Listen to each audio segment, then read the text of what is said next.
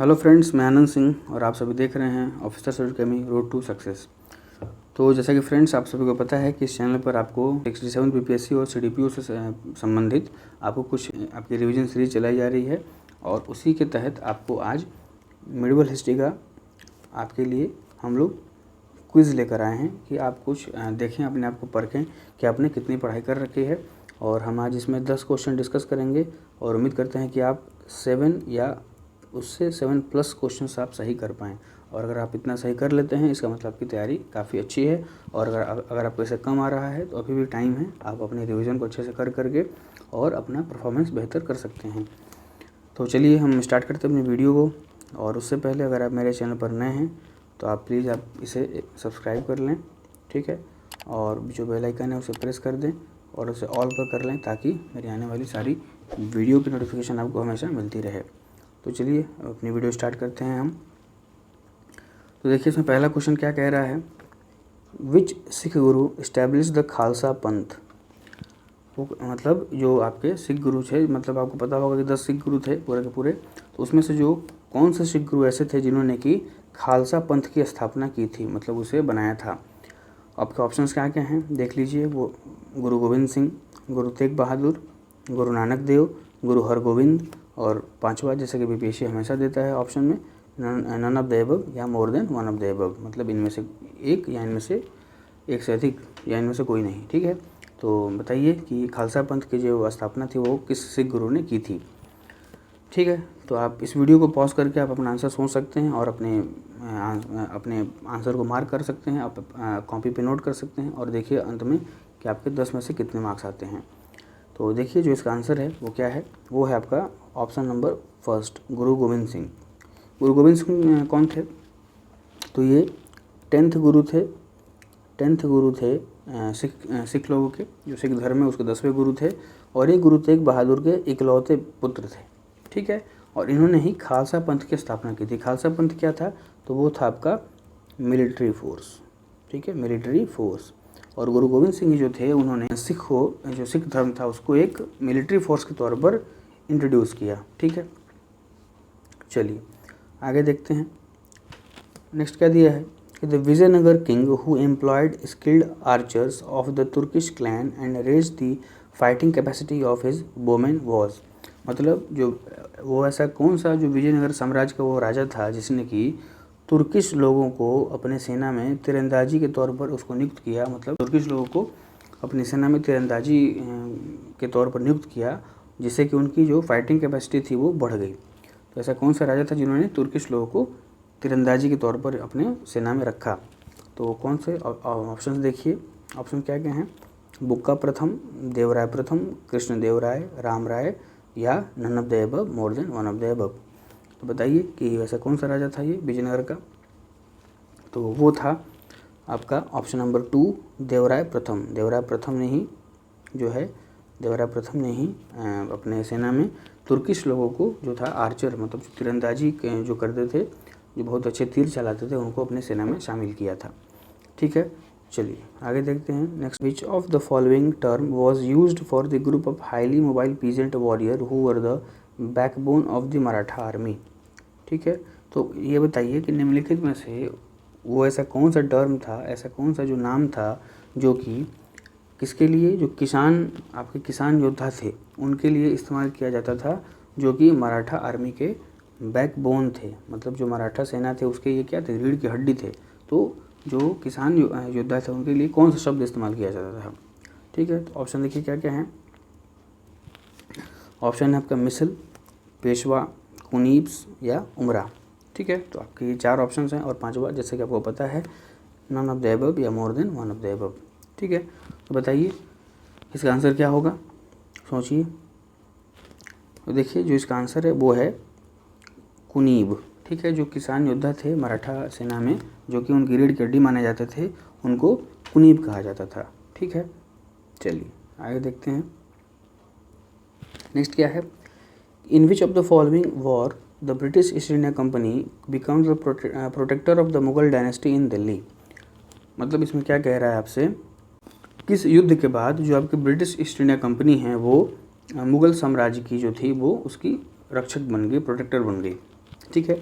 तो ऑप्शंस क्या क्या हैं, पहला है सेकेंड एंग्लो अफगान वॉर, फिर third Anglo Afghan war, battle of Buxar, battle of Plassey और नन ऑफ द अबव या मोर than one of the above. बताइए इसमें से कि किस युद्ध के बाद जो थी जो अंग्रेजी सरकार थी वो मुग़ल साम्राज्य की रक्षक बन गई, प्रोटेक्टर बन गई, उसको प्रोटेक्ट करेगी अब, ठीक है।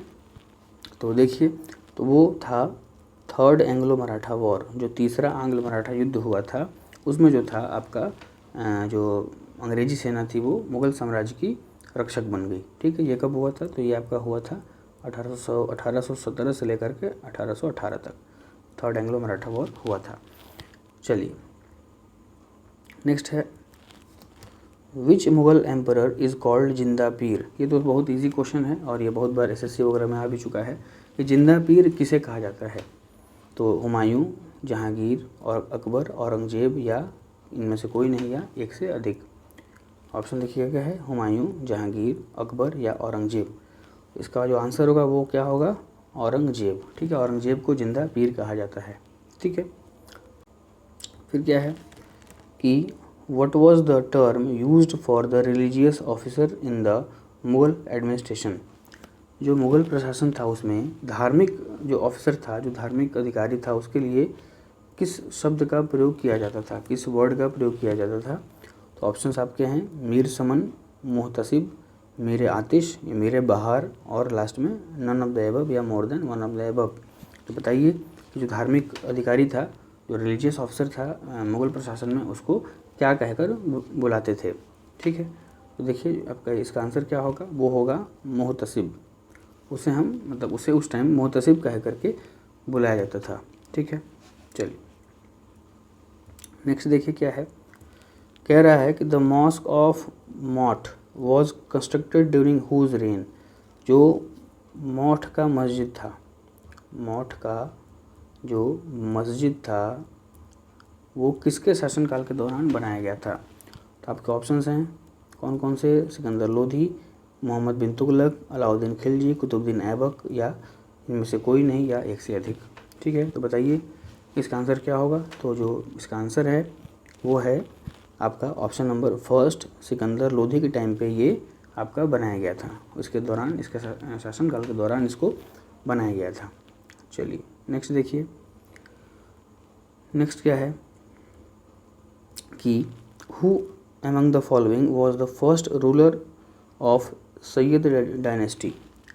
निम्नलिखित में से कौन है जो कि सैयद वंश का प्रथम शासक था, उसको मतलब स्थापना उसी ने किया था। तो आपके ऑप्शंस क्या क्या हैं, खिजिर खान, मुबारक शाह, मोहम्मद शाह, आलम शाह या इनमें से कोई नहीं या एक से अधिक। तो बताइए कि सैयद वंश की स्थापना किसने की थी या उसका पहला शासक कौन था। तो वो था खिजिर खान, ठीक है। खिजिर खान ने ही सैयद वंश की स्थापना की थी। तो देखिए जो आपका दिल्ली सल्तनत था उसमें कौन कौन थे, तो स्लेब थे, खिलजी थे, तुगलक थे, सैयद थे और लोधी थे। ये 5 वंश थे जो कि जिन्होंने कि पूरे के पूरे दिल्ली सल्तनत पे कब्जा कर रखा था उस टाइम पे, और ये दिल्ली सल्तनत के टाइम पे यही 5 वंशज शासन करते हैं, ठीक है। और उसी में से जो सैयद था उसकी स्थापना किसने की थी, तो खिजिर खान ने, ठीक है। चलिए